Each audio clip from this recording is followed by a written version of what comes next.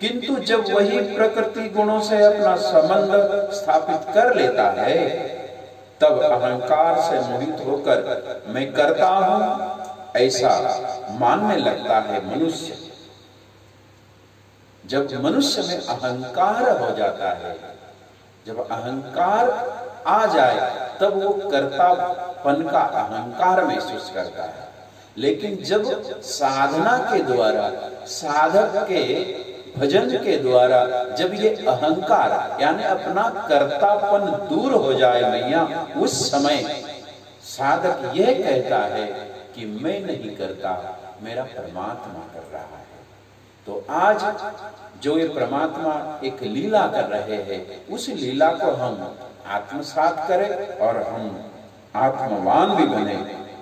भगवान कपिल कहते हैं, उस अभिमान के कारण यह देह के संघर्ष से किए हुए पुण्य पाप कर्मों के दोष से अपनी स्वाधीनता और शांति को खो बैठता है। मेरे भाई, जब आदमी को अहंकार अपने सिर पर सवार हो जाता है, तब वो अपने आत्मिक शांति, अपने आत्मिक वैभव, आत्मिक ज्ञान, आत्मिक भक्ति, इसको सब कुछ वो खो बैठता है। इसलिए उसको आत्मवान बनना है, आत्मज्ञानी बनना है। जब वो अहंकार को दूर कर देगा तो वो परमात्मा को अपने भीतर देख सकता है। ये बड़ा सुंदर वक्तव्य भगवान कपिल अपनी देवहूति मां से कहते हैं।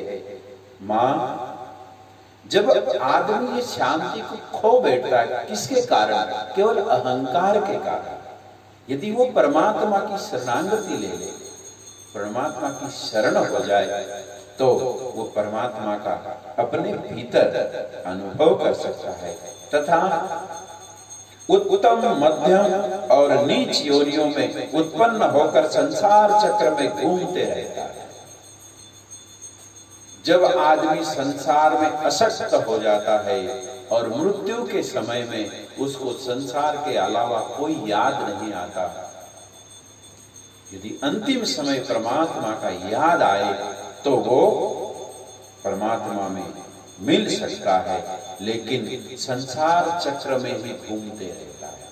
इसके लिए कपिल भगवान कहते हैं कि माताजी, जीव को, मनुष्य को अपने आत्मा का साक्षात्कार करे, उस परमात्मा का दीदार करे। और जिस प्रकार स्वप्न में भय, शोक आदि कोई कारण न होने पर भी स्वप्न के पदार्थों में आस्था हो जाने के कारण वो दुखी होता है और वह जब इस अविद्या से उस प्रकार भय, शोक, अहम, मम एवं जन्म मरणादि संसार की कोई सत्ता न होने पर भी अविद्या वश विषयों का चिंतन करते रहने से जीव का संसार चक्र कभी निवृत्त नहीं होता। माताजी, इसी प्रकार इसलिए बुद्धिमान मनुष्य को उचित है कि वह आत्म संशय विषयों का, आत्मा का चिंतन करते हुए वो परमात्मा में अपने चित्त को भक्ति योग और वैराग्य के द्वारा धीरे धीरे अपने वश में करके अपने परमात्मा में लगा। इस प्रकार यमादि योग साधना के द्वारा श्रद्धा पूर्वक अभ्यास चित्त को बार बार एकाग्र करते हुए मुझ में सदा सच्चा भाव रखने और मेरी कथा श्रवण करने, समस्त प्राणियों में संभाव रखे, किसी से भी वैर न करने और आसक्ति को त्याग कर ब्रह्मचारी, मौन, व्रत और बलिष्ठ अर्थात भगवान को समर्पित किए हुए स्वधर्म से जिसे ऐसी स्थिति प्राप्त हो गई है, प्रारब्धवश जो मिल जाए उसमें संतुष्ट रहे, आज ऐसा आत्मवान साधक, ऐसे आत्मवान भाई बहन उस अपनी आत्मा को हमारे भीतर हम देख सकते हैं। लेकिन मेरे भाई बहन, परमात्मा यहां पर कुछ शर्त रखते हैं। साधक को, जीव को सदा भगवान का चिंतन हो, भगवान की कथा का श्रवण करे, श्रवण करने के बाद उसका मनन करे, श्रवण मनन निधि ध्यासन करे। जब आर्थ तारो वाक्य सुन लेना, उसका मनन करना और उसका चिंतन करना, ये साधक को करना होगा। तो आप सबसे मेरी प्रार्थना है, भगवान ने ये मौका दिया है कि आप सब अपने अपने घरों में हो, इस अपने आत्मा का,